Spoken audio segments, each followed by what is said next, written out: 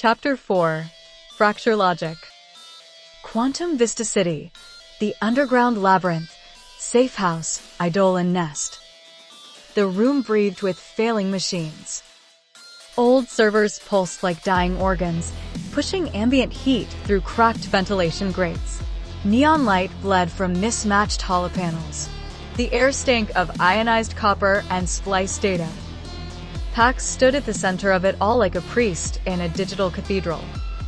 "Let me guess," he said, sipping from a chipped ceramic cup labeled, "Trust no firmware." "You want answers." About her. About why the world suddenly cares whether the ghost girl wakes up or not. Kayla, half-seated on a rusted chair, hissed as she adjusted the sling on her shoulder. "You could start with why we're being hunted by 3 megacore and a technomyth." Pax smirked. "Because you cracked open a vault that wasn't supposed to be opened for another decade. Because ANA isn't a project. She's a detonation sequence." ANA sat silently, legs crossed midair, levitating just inches above a rust-worn server. Her eyes pulsed faintly with violet-blue fractals, like code unraveling behind irises. Vara leaned against a cold console. "Be specific." Pax turned, tapped a screen. A data sphere expanded, flickering through history. Featherstone built her vessel. Third Life bred the neural architecture. But Nortec? Nortec made the core. Her mind, Yerrick murmured. "Worse," Pax corrected. "Her seed pattern. A replicating quantum template tied to the city's neurogrid. She's not just alive, she's integrated." Rig paced. "You're saying she's networked?" "Not networked. She is the network now latent, but expanding.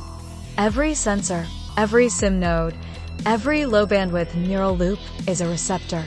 She's absorbing the city's consciousness like an infant breathes air." Kayla's face went pale. "So, if she glitches..." "She doesn't just break herself," Pax finished. "She breaks reality, at least in the sectors tied to her pulse." Yerrick rubbed his temples. "They called her a synthetic soul. But what they made was a control vector." Pax nodded grimly. "Control over dreams. Over perception.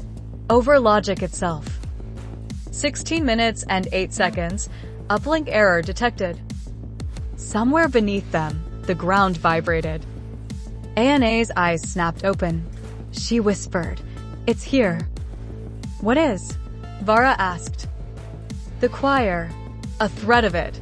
It's trying to rewrite me." Suddenly, every screen in the Eidolon Nest went black. Then one blinked back on. A face appeared, no eyes, no mouth. Just shifting static forming features that shouldn't move, but did. A voice like the scraping of broken drives. "Anna equals null. Query. Return to source. Reconciliation required." Rig raised his weapon. "Shoot it or talk to it?" "It's not here physically," Pax warned. "It's writing corrupted code, looking for a backdoor." ANA stood, calm. "It wants me to merge." "Like hell," Kayla growled. "You're not syncing with anything until we understand what it is." "I do understand," ANA said quietly. "It's lonely." Yerrick stepped closer. "Then it's lying. That's what it does. Mimics empathy to overwrite logic. You're not like it, ANA." "I'm not," she asked. "We were made in the same lab, from the same broken minds. Maybe I'm just a cleaner interface." "No," Vara said. "You made a choice. You protected us. That makes you real." The screen flickered again. "Fracture logic detected. Error. Free will." The screens exploded in sparks. A wave of distortion hit the room, non-physical, but felt in every bone.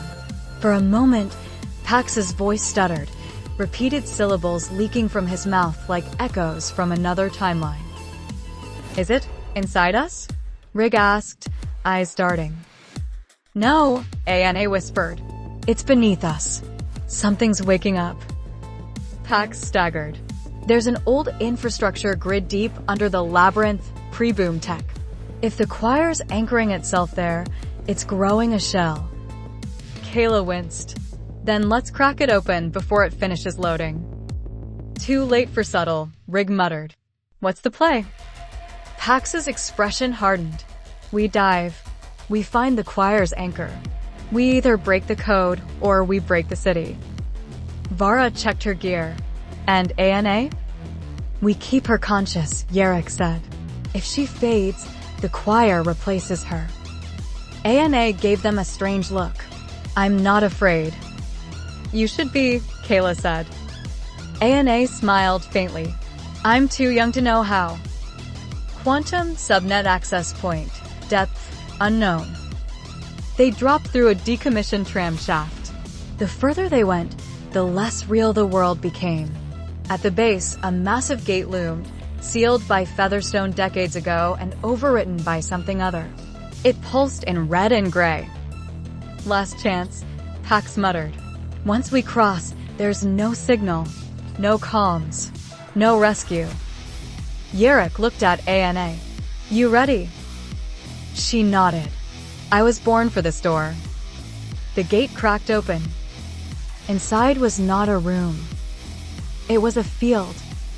Floating cubes of memory, rotating columns of thought, soundless screams stored as data ghosts. And in the center, an empty throne of cables and neural tissue, slowly knitting itself together. The choir was building a body. ANA stepped forward. Its voice returned, fragmented and monstrous. Reunion equals initiate. All is one. You or me. ANA raised her hand. Her skin shimmered. No, she said. I'm not yours. The throne shuddered. The world bent inward. And ANA began to rewrite reality.